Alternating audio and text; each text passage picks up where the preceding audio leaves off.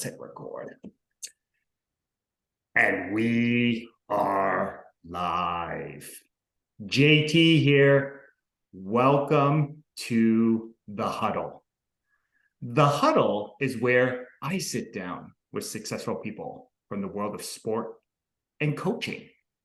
It's to learn more about their journey to greatness. Why do I have these conversations? Because success always leaves clues. I want to take a moment to thank you, whether you are watching with us on YouTube or on Facebook, or whether you're listening to the audio on the podcast. Thank you so much for being here with me and my special guest today. And here's my friendly reminder to you. The mind is like a parachute. It works best when it's wide open. So my challenge to you is to remove any distractions and get laser focused on the here and the now.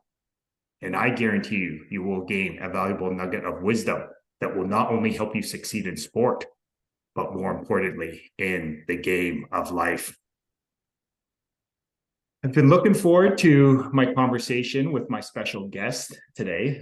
We connected a few months ago, and you just have these people in life that when you have conversations, you just feel like they get it. Like you just feel like your connection runs deeper than, how do you feel so connected in such a short time? And my guest is definitely one of those people. My guest in the huddle today is the owner of BATLX. And he is also a U16 Team Ontario men's tackle coach. My guest in the huddle today is Coach Micah Brown. How are you today, brother? I'm doing wonderful, man. I really appreciate you inviting me on here with you on the huddle, and I'm looking forward to getting into this. Yeah, absolutely. Now, before we get kicked off, pun intended, I just want to take a moment to count my blessings. And counting my blessings is a daily practice for me. Some days I do it better than others, but I do find the days where I'm most intentional, most consistent with counting my blessings. I do find those days are filled with a little more love, a little more joy, a little more peace. And I'm a big believer that the biggest blessing you can give anyone is your time and energy. So I just want to thank you again for blessing me with some of your time and energy today, brother. Yeah, I appreciate it. And I mean, you couldn't have said it any better, man. When you have alignment of energy and you're consistent and you're intentional with it, like, it's absolutely a beautiful thing. Absolutely. Absolutely. So I'm curious, brother, one of the reminders I like to provide to myself and others is this idea that life is a game and games are supposed to be fun. I had a coaching colleague and a great friend who always used to say, we all have these things that make us unique and different, so let's celebrate it. So I'm curious, what's an interesting fact about you that maybe a lot of people don't know about you, but you would be open to sharing with our community today? That's a really interesting question. I feel like there's so many different things that pull me in. One of the things I'm proud to say now that I was absolutely finding ways to deflect growing up that we're not necessarily the best is that I'm a geek. I absolutely love the details of things. I love finding out how things work. I love where, tradition and history and craftsmanship, I love all those intricacies. And it turned me into a very discerning individual, but I'm proud to say I'm a geek. Okay. And geeks are cool, geeks are cool, man. Well, it's interesting as you share that, what I really heard is like you have this gift of curiosity. And It's something, I mean, you're a father, that we are all naturally given that gift. So I'm curious, was there a moment or an experience that really helped you to sort of reconnect to that childlike curiosity, that wonderment, that discernment? Yeah, I mean, if we go back to your opening acknowledgement about the parachute and opening up the brain and the mind and your heart and your energy and being receptive to these things, I think those are the things that really opened me up. My first time traveling, I'm from Florida originally. My first time traveling outside of the U.S. in this environment was in 2007, right? And I'm going to Germany. I'm pretty young at that time, and I'm thinking, what literally in the world am I doing? Where am I going? What's it going to be like? Everything I saw was new. And, it just was like this elicitness in my brain of just like, what's this, what's that? And you know, I really believe that as people, for us to learn, we ask questions, right? And I use the term like a running tab. I have so many tabs on my phone open, and then when I get that moment to like go through them and exit them out, it's like a, it feels really good. Like, okay, I got what I needed from that. I exit out. Or it's something that like throws me into a rabbit hole and I start digging deeper into other things, and then more tabs open, right? So I feel like our brains kind of work the same way. We have questions that we need answered in order to guide us or direct us to where we want to be or not, right? So it helps us navigate those things. Yeah, I appreciate you sharing a part of your journey. And it was interesting. And it sounds like that changing up your physical environment, leaving the safe and comfortable, home of Florida and going to Europe was sort of this, it sort of expanded your mind, right? And it sort of prompted you to start asking questions. And why that resonates with me is I had this great business coach that used to emphasize this idea of the quality of the questions you ask yourself will determine your quality of life. Mm-hmm. So and what I've always loved about that is that when I ask inspiring, thought-provoking questions, typically it takes me to new and beautiful places, new adventures. And, I think of even this conversation, right? The curiosity to get to know you sparked us to, come into the huddle and learn more about your journey to greatness. Yeah, absolutely. Okay. So I'm curious, sport has obviously played an important role for you in your life. You were first a high quality student athlete, and then you transitioned to playing the sport at its highest level, at the professional level. And then, you transitioned into becoming a high quality coach. So again, sport has obviously played an important role. I'm curious, what is a life lesson you've taken away from sport? Again, I know there's many that you find is a lesson that you still apply to other areas of your life today. As you said, there's many. If I could pinpoint a couple, one would be consistency. The other would be effort or energy. And I think the root of this for me, my experience, I was 6 years old. I'm going to play football. The first couple practices were no gear. It's a lot of conditioning. We get into gear finally. Man, I got blown up. And I'm crying the rest of practice. My mom picks me up. I'm like, I'm done. I don't want to play. This sucks. It hurts. And, I'm literally sobbing. And she's in the car and she's driving. She's like, okay, you don't have to play. And I'm like trying to catch my breath. And then she says, you don't have to play after this season. She's like, you committed to this. You're going to finish this. And then when you're done, if you choose not to do it anymore, then you won't. But you're not going to quit. And that resonated with me. Like, I'm getting chills just thinking about that moment, because it caused me honestly to be really more discerning and more intentional in the directions that I go with things. So what I mean by that is, if I get involved with something, I'm all in. Like, the work ethic, the energy, the consistency, all of those other attributes play a key element in that, right? And if I don't, it's because I don't want to pour my energy into that. And I don't think that's a bad thing. I think it's actually really beautiful to be able to have the capability and the discernment to make a decision based on what you feel you want to do or not, right? And it took me some time to learn how to say no. But I would always see some things through. And then sometimes I feel like it was almost a detriment where I stay at it. It could be to a dead end, but I have to go through it to get to that dead end and realize, okay, I need to go a different direction now, right? But I would think those would be some of the more prominent attributes of, where the sport, or the lessons that I've learned from the sport that apply to my day-to-day life.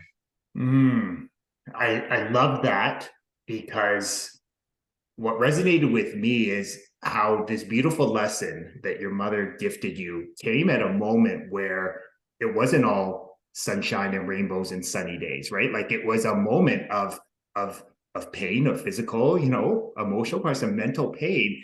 And then she gifted you this beautiful lesson of, hey, you made your commitment, right? You said you were going to do this. Now you have to honor your word. And it's interesting how just that simple idea of asking for something, following through on it, really starts to help build and strengthen that trust muscle, most importantly with yourself.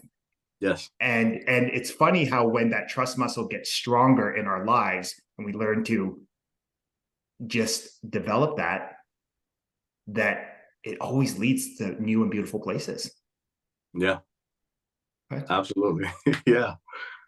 So I'm curious, you talked about this idea of discernment. That is something, interestingly enough, I have really been mindful and intentional of. I guess, long story short, I realized that discernment is not one of my gifts. But the interesting part is my wife has the gift of discernment. And during early parts of our relationship, probably for the majority, I would sometimes view her feedback as criticism, where I've had to learn that no, she actually has the gift of discernment. I'm someone like you. I'm all in. I will like go until the end, until there's nothing there. But I've actually had to learn to tap into her gift of discernment to actually like, what are your thoughts? Like, is this, am I headed in the right direction? So I'm curious, like that discernment, has that always been something that has been is it a natural gift for you, or was there a great teacher, coach, mentor that really helped you to foster that gift? I think I was blessed to be able to have both. Okay. The latter with the coach, it's the late Freddie Solomon. He played in the NFL with the Miami Dolphins and San Francisco 49ers. So he was one of the guys that the famous West Coast offense was actually built around with Bill Walsh, back in the 80s. He was my little league or minor league football coach. He pulled this out of me, and some of those details he pulled out of me, being a quarterback was, you got to be clean, you got to be neat, you always have to be put together no matter what. So, here I am playing little league football, my jersey's tucked in, my socks are pulled all the way up, my belt is done. He instilled that in me, or pulled it out of me, and made sure I stayed consistent with it, not just on the football field in the game, also in practice, but even when I'm with my teammates or out in the community, right? The gift part came because I was extremely inquisitive growing up. I asked a shit ton of questions all the time. I know I was that annoying kid, right? And I had my ways of doing things. Going through high school, I was in an engineering program, and I had ways that I got to the solution, which didn't fit within the curriculum. But, we had to find ways to navigate around that. But, I just feel like there's so many different ways of doing things, and there are a bunch of different ways that are right or correct. And then there's some wrong ways, but being able to have the capacity to navigate those things, I think is really an awesome thing, to be able to allow people to grow those critical thinking muscles. Because I feel like a lot of times those things are restricted. When you go into a school system, for example, most schools are set up the exact same way. The curriculum is the exact same way. No matter how you think or receive information, you got to fit within this standard, right? I see a lot of sport, and more specifically the sport that we absolutely love is football. A lot of the coaching is the same. The systems are structured to be for this type of player or this body type, or it needs to be this many steps or this drop, or it's so standard and rigid. And it's like, we could be a lot more fluid, have way more flow, and it could be fun. It's a game, right?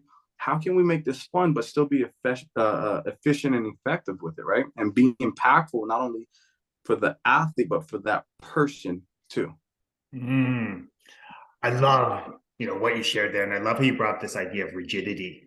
And why it resonates is, again, as my background, I was a high school educator for 15 years. So I've been in the proverbial trenches there. So I understand how, rigid it can be in times. And, there's sort of, we're programmed and conditioned that there's only one path to success or greatness, right? Where, like you were talking about, there's multiple paths. It may not be, one path may not be your path, but there's still multiple ways, right, to the end destination. So I'm curious, you brought the idea of critical thinking, which, the ability to stop and think, discern, is this a great idea for me, and all those questions. As you have been able to guide and mentor other people along their journey, what have you noticed has been the biggest benefit by actually challenging them to stop and think, to develop those critical thinking skills, to actually be able to become better discerners? I feel like some of that is the being able to impart that confidence in them, right? A lot of times, people ask questions about what they're doing or want feedback for validation, right?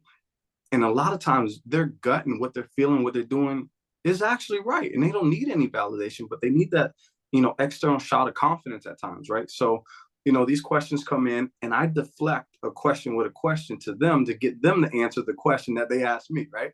And it puts them in this frame of like, oh yeah, I knew that, duh, right? Like, so it empowers them, right? So now it's like when we start having more conversations, it's more of them speaking what they feel and less of them asking how should they feel or what should they do, right? And I think it's awesome. I think it's absolutely beautiful. And then like you could just see the way they walk is different, the way they stand is different. That confidence, that leadership, just changes almost instantaneously, right? And words of affirmation, that positive language, those are other little, crumbs that add into that cookie, right? I love it. Again, the calm and confidence piece that you're talking about, right? Like that empowerment, right? Like empowering, like allowing others, as I often say, like allow others to borrow confidence from you. And it was interesting. It reminded me, and again, I know we're sort of preparing to, depending on when people are listening to this, of going out to, take our U16 program out east for the Eastern Regional Challenge. And I remember last year, I was gifted the opportunity to come back and coach on field for the first time in almost 4 years. And it was interesting how there was a time during our indie period where one of the young men that I was working with, there was a breakdown, right? There was broken play, missed his assignment. It is what it is, right? I'd rather learn this in practice than in a game. And I just remember first question I said, so walk me through your process. Like what were you thinking on that? And it was interesting that right off the hop, I could feel, I could sense by his words that he felt like I was criticizing him. I was like, no. Like he really started like justifying why it was wrong. I said, no. I said, I would much rather learn this lesson now. So I just want to better understand, how did we arrive at that final decision? Right.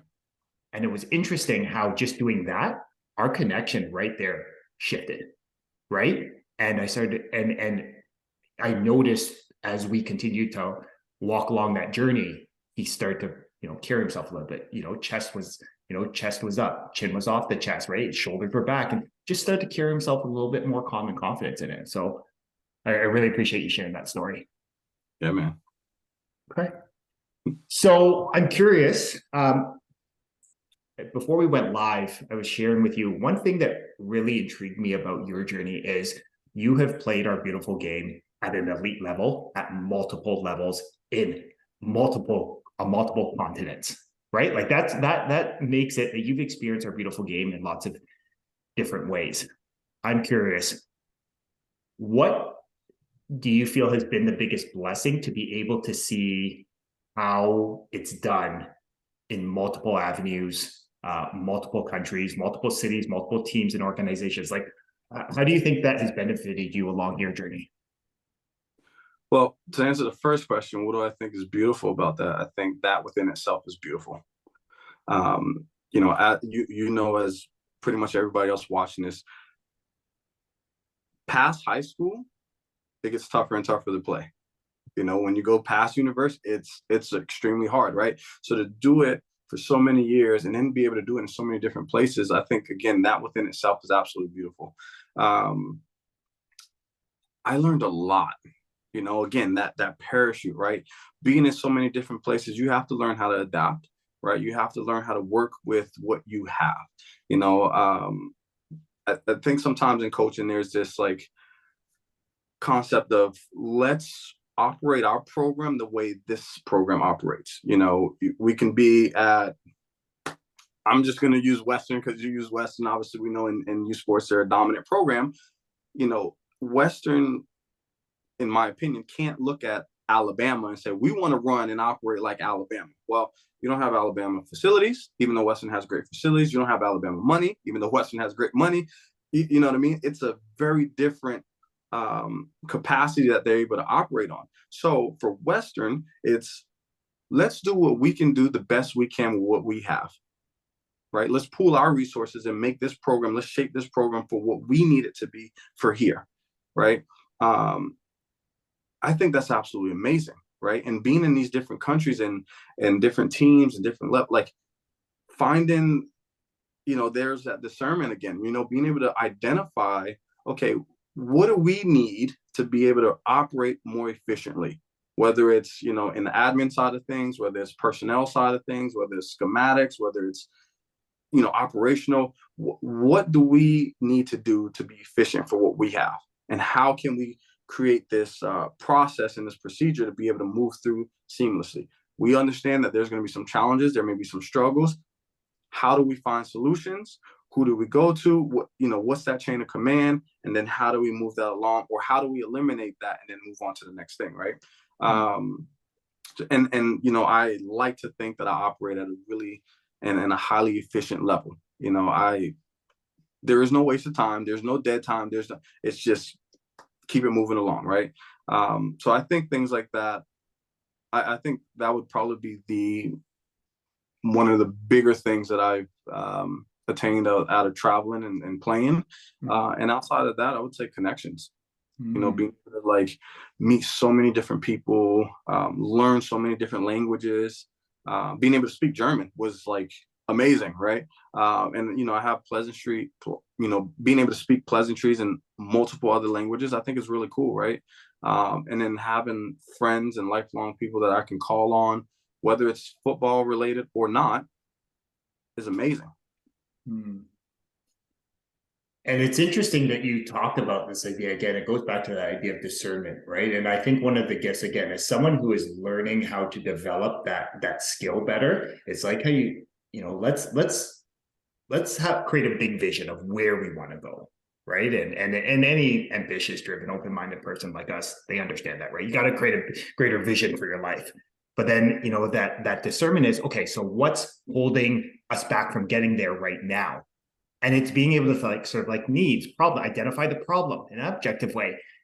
And what I love about you and from our many conversations is this idea of like, okay, then it's about sort of pooling that resources, what supports do we have in place? What could we do? Who could we bring in, to make things more efficient and just move us along the process, right? And I find that when you sort of have that sort of mindset, that you start to understand that, as long as you continue moving in the direction you want to go, that's what life's about. Absolutely. And being able to leverage your IP, your intellectual property. Some people have this thing that IP isn't a real thing. They steal ideas or they take ideas and they make it their own. Okay, great.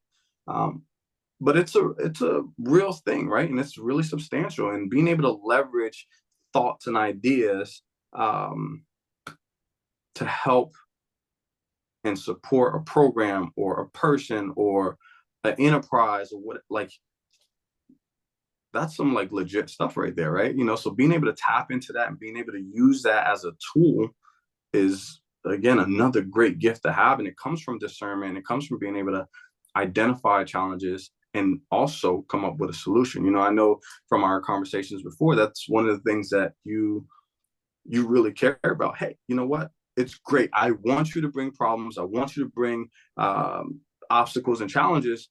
But also when you come to me with that, have a resolution, please, right? Whether it's perfect or not, so what? We can work on that, but have something where you can say, here's the problem. Here's how I feel we can get past that and be better, right?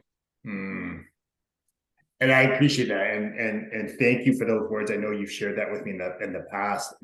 And it's really interesting because, I am someone who I naturally look to like, what's the solution? You come to me, hey, JT, I have this idea. Okay, tell me more. Like, what do you need? Like, that's just my natural. I really had to do a lot of work on myself to understand that when someone is coming to me with a problem, with maybe it is their opinion, maybe it is criticism, I have to be open to receive it and say, thank you for the feedback. And that's something I'm constantly keeping myself in check, because I know I can easily, if I don't stop and think, can receive that as criticism. Again, not good or bad, that's just where I'm at my journey. So I love that, being able to receive things as feedback, right? And not taking things personally has been created some big shifts in my life. So tapping into your discernment, brother. Yeah, man. Okay. So I'm curious, one of the things, like you talked about, rigidity, right? The opposite side to me is like where we're like, things are in flow, right? Innovation. One of the things I love about our conversations is, we talk about bigger ideas, right? Look at what you're doing now, right? Look at what you're doing with BATLX. I look at what you're doing in the non-tackle football space. I love how you're training, student athletes, professional athletes in a very holistic approach, spirit, mind, body. I even think of how you came to us, being East Coast based, but then wanting to be a part of Team Ontario. Like I remember seeing your resume come in. I was like, the energy jumped off. Like when I saw that, I'm like, oh, this is intriguing. Yeah. The innovation piece, is that something? Yeah, tell me what has sort of inspired you to be someone who is an innovator, someone who pushes the envelope, someone who refuses to accept the status quo, like this is the way it's always been done. Being all in, right? Like straight up. It's one of those things. Again, it goes back to that discernment. On a deeper level, it was, I want to be that coach that I've always wanted for somebody, right? And more than that, I wanted to be that guy that can, somebody can just call and say, hey, I'm going through this, like, can you help me? Or like, this is what I'm going through. I just need somebody to just listen, right? So on a personal level, it was like being supportive, being that support system for these people. The innovation part comes from a couple of things. One is like, I absolutely care about development. I absolutely care about education, and to the point that I merged the two, and I have a program that I call football education, because I really believe in order to have fun in this game, you got to understand what's going on, right? In order to be safe in this game, you have to understand what's going on. In order to be really good and play at higher levels for a longer period of time, you have to understand this game, right?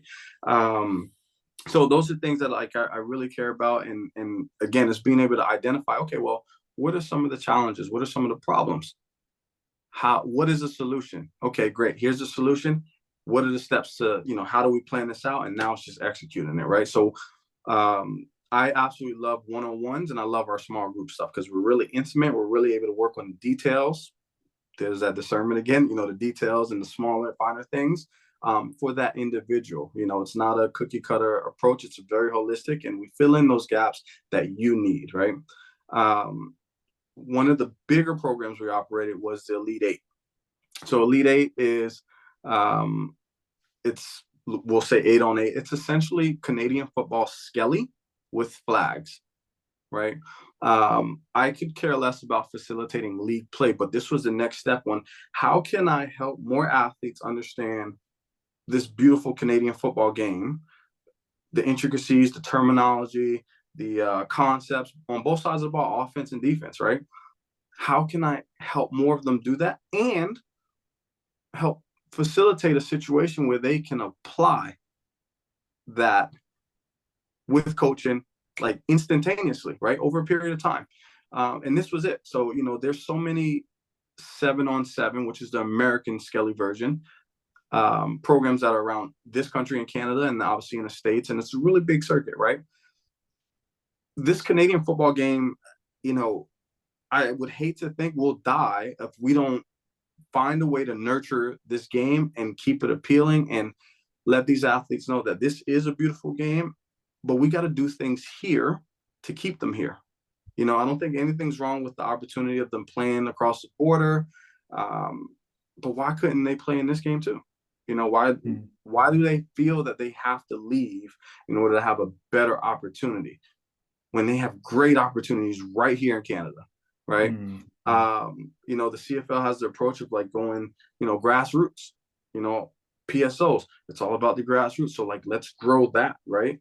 Mhm. So this was another way of doing that. And, you know, my grand scale idea is being able to have these Elite Eight programs across the country. So now we have our own Canadian football, um, let's say, passing league circuit throughout Canada, Mm. right? So now, you know, when you get into the offensive side of the ball, you know, you have your receivers with the waggles, you know, we're in our, you know, 32, 23s, 41 formations. And on the defensive side of the ball, you're actually going through Canadian football coverages, you know, cut, hold, you know, your quarters, all of that, right? With the terminology.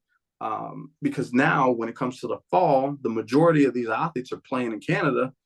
They're going to be able to apply that to their season, right? And it's going to create and help make the quality of this game better. And that's just going to continue to grow, right? It's going to ascend.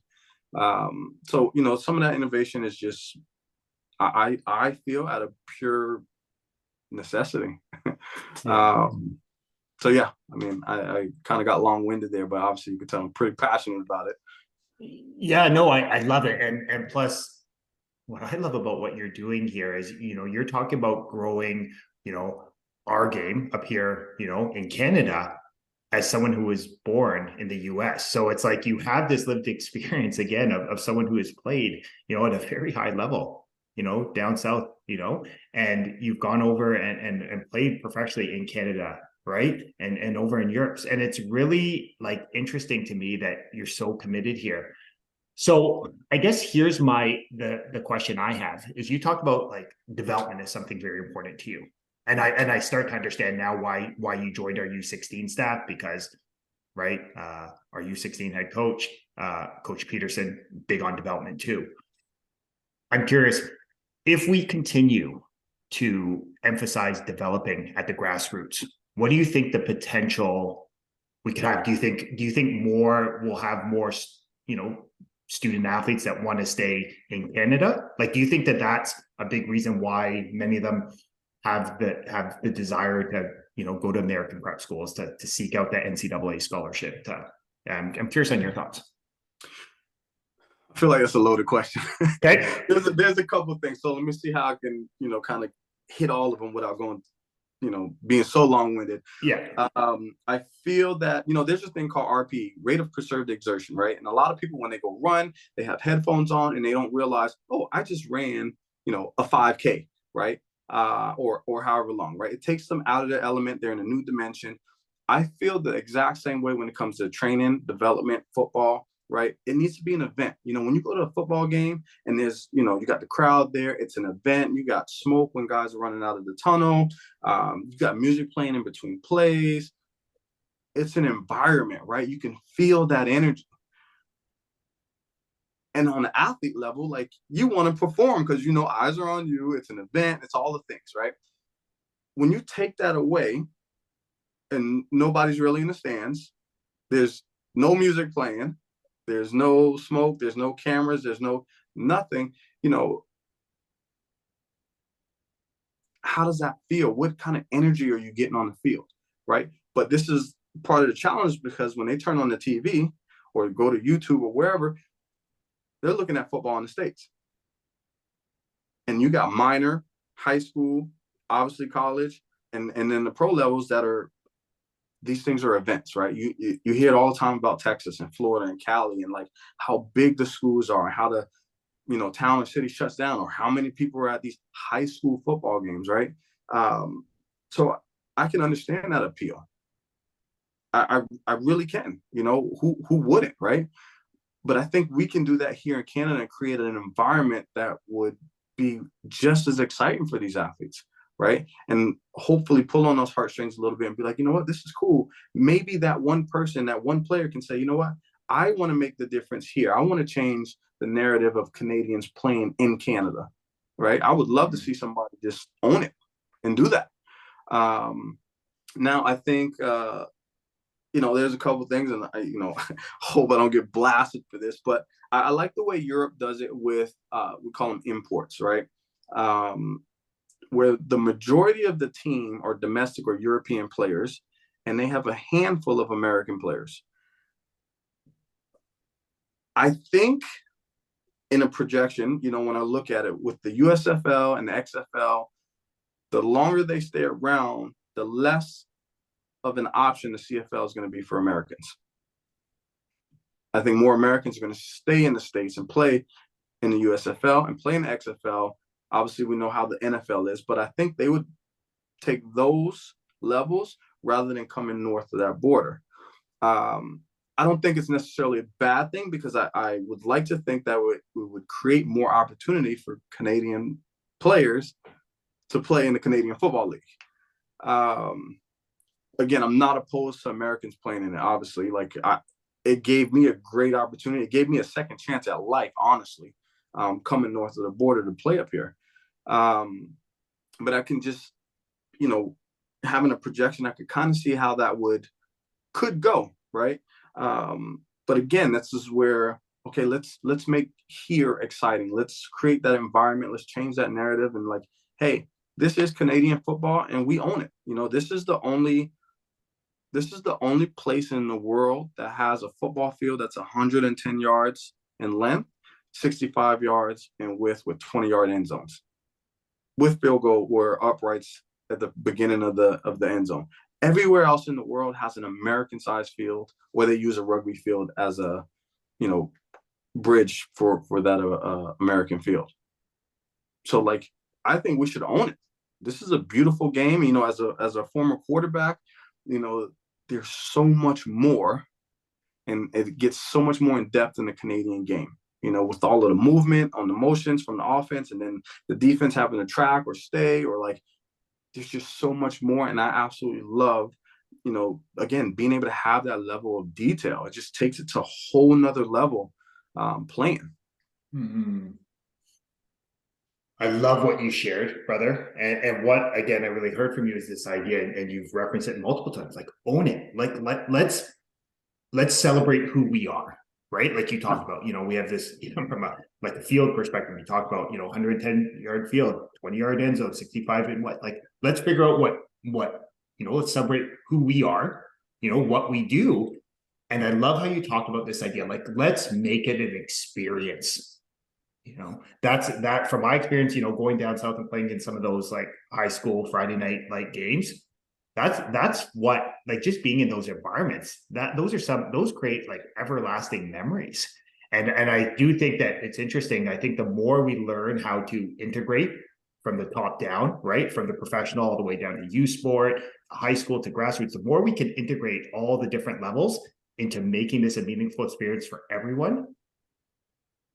I think the sky's the limit.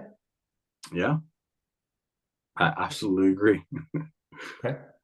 So I'm curious, from your perspective, what do you feel is the next step? So, if we're just talking numbers, because one thing I love about numbers is they're objective. And if I'm speaking just from a Football Ontario perspective, I look at our membership numbers, starting 2020, 12,000 members.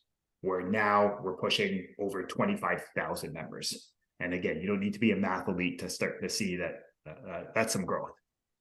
What do you feel needs to happen next for us to really put more gasoline on the fire? I feel football is growing. What do you feel needs to happen to really take this thing to the next level? I think the first thing is collaboration over competition. I think we need to have a more united front. I think the gap between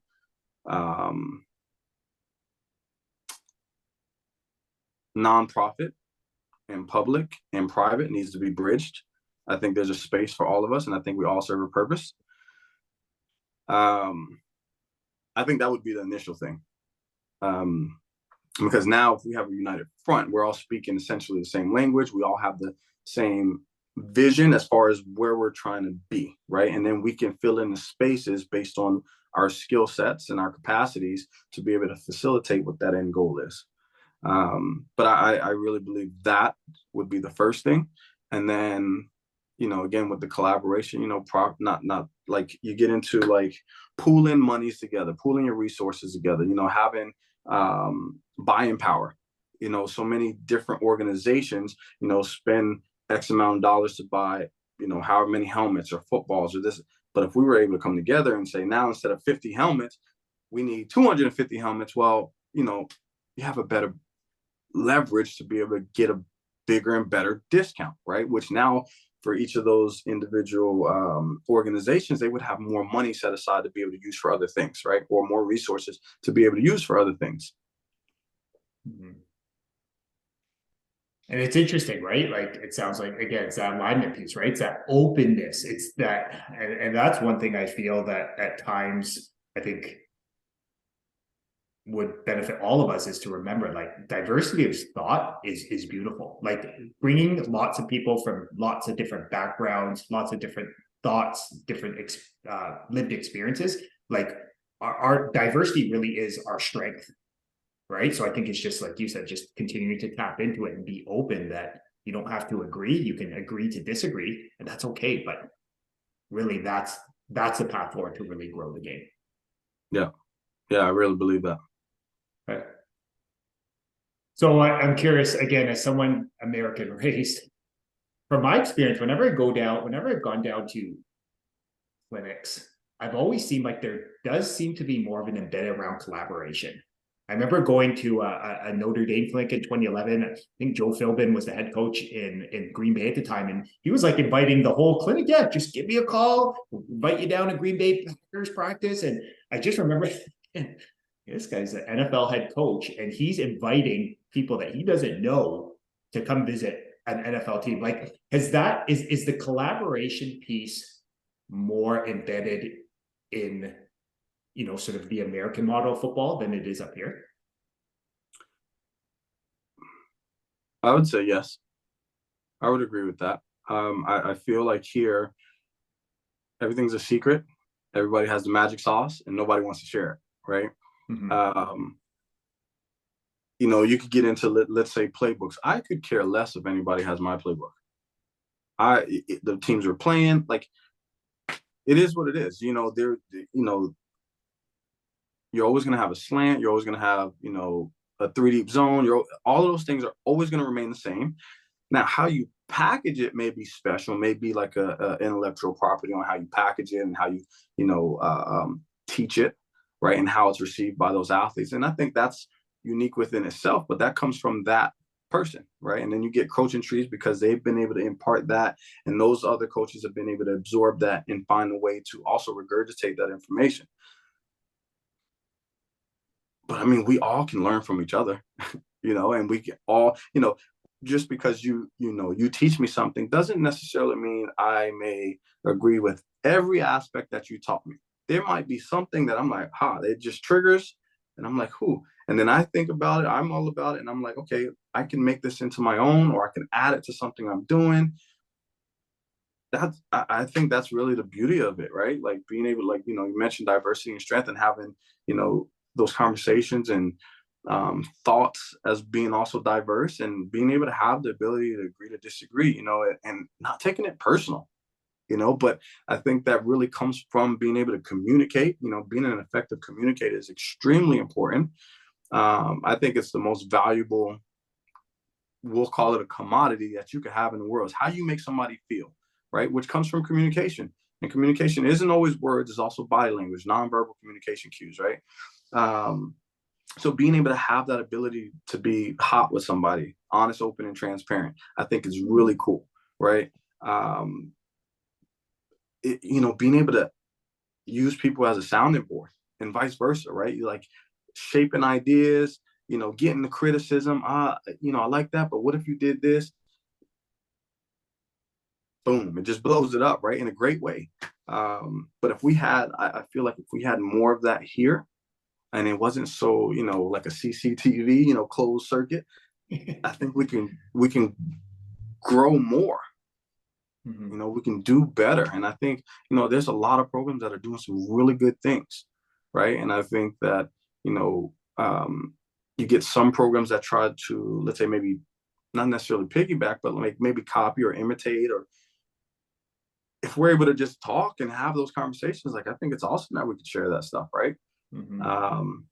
But again, being able to have that same vision, have that same objective, and then, here are the steps to do it. Now let's execute and let's fill in the space. Hey, you can do this, I can do this, they can do that. Let's put it together. I love what you shared because it was so simple. Like, and the question that sort of more my curiosity went is, what if you approached every conversation, every connection point in life as simply an opportunity to go in with an open mind and an open heart, and just like, what could I learn from this person?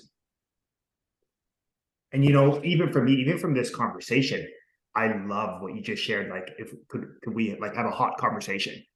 Like, I love that. Like, it's true. It's like honest, open, transparent. Like, if that is all I receive from this conversation, that's a life worth lived, well lived. You know what I mean? Like, so I love it. It's just like challenging yourself to approach every situation like that. Open mind, open heart. It'll lead you to beautiful places. It really will. And I feel like, when you do that, though, I just need to warn you, you're going to be putting yourself in a really, really vulnerable situation, right? Having the confidence and having the resilience to be able to bounce back from that, because, unfortunately, not everybody in this world is nice, right? And it really is what it is, right? And you can be, hot with somebody and you can share things, and somebody might take that idea and do it. Somebody may beat you down about what you said and just kind of completely shut it down, or, everything in between, right? And having that ability to kind of have a shield up, and I don't want to say a shield because you're being vulnerable, but being able to like know where you stand. And one thing that I've learned to do too is like being able to navigate this world with a pure heart. Because once you do that, sometimes it's really hard when you hear, outside noise, and you start thinking, okay, am I fucked up? Like, is this me?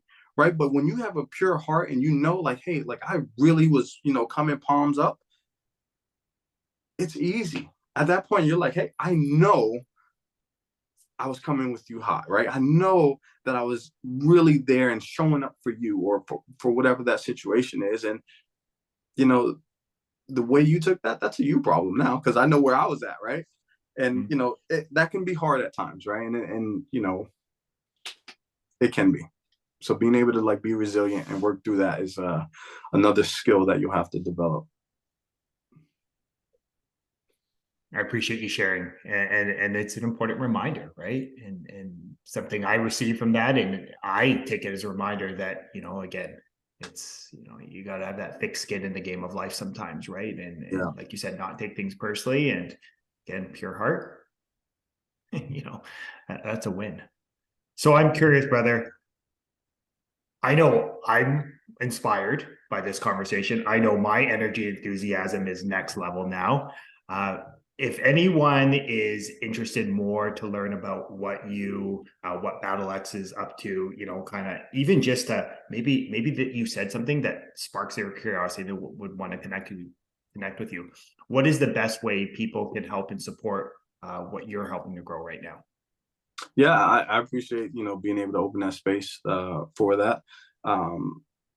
We're really starting to hit, YouTube to be able to reach more. We understand that not everybody's able to come into our space or our facility for many reasons. A lot of it actually is just proximity, right? So we're really starting to hit on the YouTube. So, you can find us on YouTube at BATLX, BATLX. Facebook is also BATLX, BATLX. Instagram is BATLX HFX, the abbreviation for Halifax. And then our website, BATLX.com. And you can always shoot me an email at info@BATLX.com. And, I'm happy. I love chatting. I love chatting. I love talking with people. I love connecting, so if anybody wants to talk about anything that we spoke about, or anything at all, like I'm here for it, and I'm also here to invite the criticism, because I feel, again, I'm asking this open question because it's going to help me shape the directions that I'm going, and somebody's going to give me, some fuel to be able to like find a way to keep moving along and like make things better, right? I appreciate you sharing it, and I'll be happy to share all of those handles in the description on the podcast. on YouTube and on Facebook. So thank you very much, brother. I want to take a moment to acknowledge you. I want to take a moment to acknowledge you for the great man you are, the great husband, the great dad, the great teacher, coach, mentor, but more importantly, the amazing human being you are. The one thing, and from having this conversation, I better now understand why I have always felt this deeper connection with you. You have the gift of discernment. And I know for me that surrounding myself with people with a pure heart that have the gift of discernment is what I require in order to help me get to where I want to go in my life to truly help and serve others. So thank you for just holding this space with me, and thank you for being a shining light in my life, brother. Yeah, man, absolutely. I'm here for it. Okay. And I'm here for you too, man. Thank you. Yeah, for sure. So folks, Coach Brown dropped so many valuable nuggets of wisdom. But as I like to remind you every week in the huddle, knowledge is potential power. It's the consistent and focused application of great knowledge that actually creates great results.